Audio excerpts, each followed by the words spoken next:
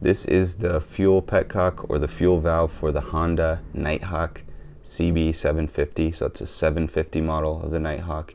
It's for this one came off a 1991 bike, and the same steps apply for bikes all through the years, or really for any bike with a fuel petcock. This one here is vacuum powered, and that's the vacuum line there, and so vacuum pressure from the cylinder pulls back a diaphragm, allows the fuel to flow down and out to the right there, out to the fuel filter. That metal tube on the top extends up into the gas tank, and when you turn this to reservoir, it allows it to suck fuel from below the dip tube there. So that's how you end up getting your reservoir. So the first step is to order the rebuild kit on eBay. I did that for about 12 bucks.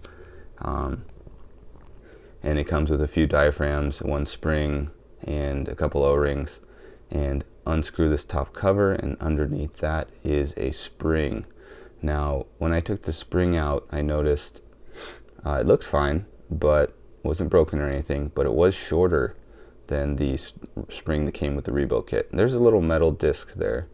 You pull that off of the diaphragm. It's kind of compressed on a little nubby, but there's a spring, 2 diaphragms, and 2 O-rings. That's basically what comes with the kit. That's all you need. Very simple.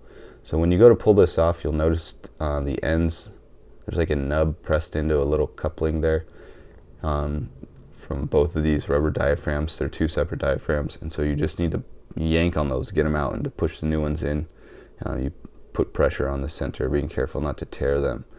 So in my case, I didn't have any tears in these diaphragms, but maybe the lighter spring pressure was what was causing it to malfunction. I don't know.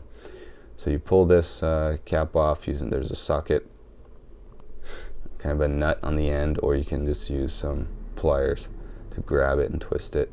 And inside is an O-ring. That's the bigger O-ring up there on the right, top right of the screen from the rebuild kit. There's also the small O-ring is what goes on there, but that you want to replace into the gas tank itself. So there you can see this old spring on the left was a little shorter. I've already replaced these, the diaphragms, and popped them in there and popped the metal disc on. And then it's just as easy as putting this back down and putting the screws in, tightening them up. There's the old O-ring from the bottom there, from the little fuel cup, and it's totally deformed and squashed into how it was seated there. And so there you see the new O-ring, nice circle cross section, be a great seal when I twist that on.